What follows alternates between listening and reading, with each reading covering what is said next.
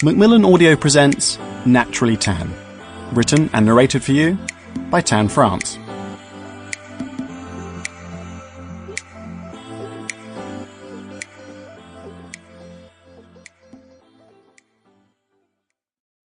To my perfect husband, without whom none of this would have been possible.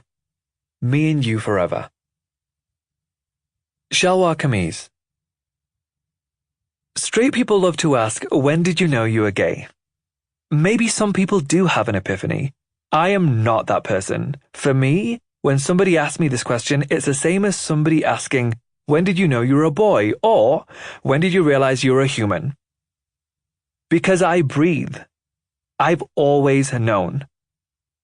It sounds cliche, but I never had that Oprah aha moment. I always knew that women weren't for me. Don't get me wrong, I've always loved women, in that I wanted to surround myself with females, and they were the people who have molded who I've become.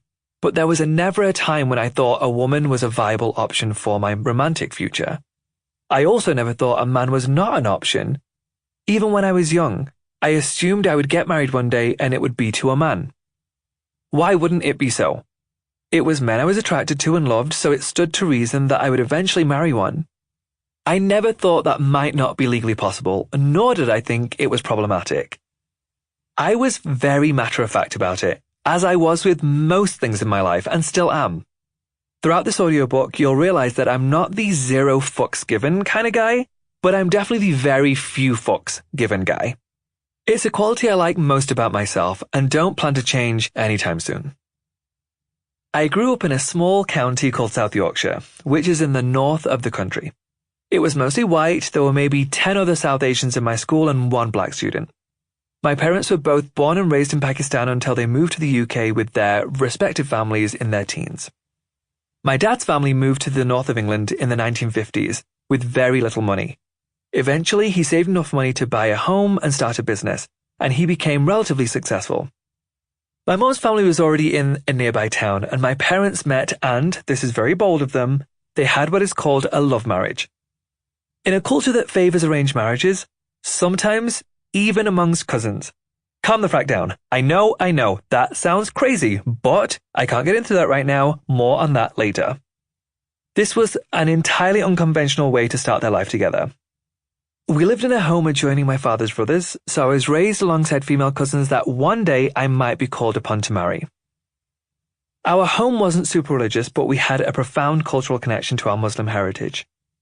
Every day I would get out of school by 3:30, get home at 4, and then go to mosque, where I would stay until 7.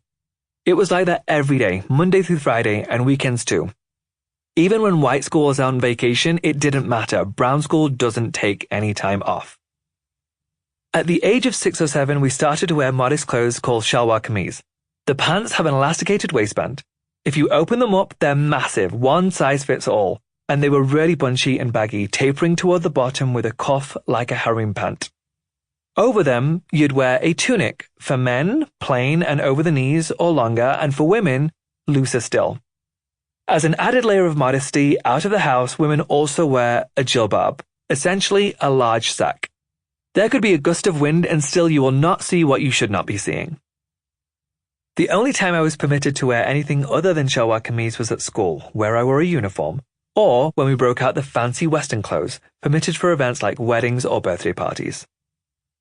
Beyond this, we were supposed to conduct ourselves with modesty in all aspects of our lives.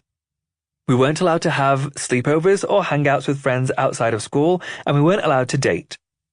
Of course, this was no problem for much of my adolescence because I didn't like girls. Actually, not being able to date was a blessing at the time, as it made it easy to cover up the fact that I wasn't into girls. I just couldn't date. I'm single because I'm not allowed to date and not because I don't fancy girls, so that's that. Nothing to see here, folks. There were 5 of us. I have 2 sisters and 2 brothers, and I was the baby.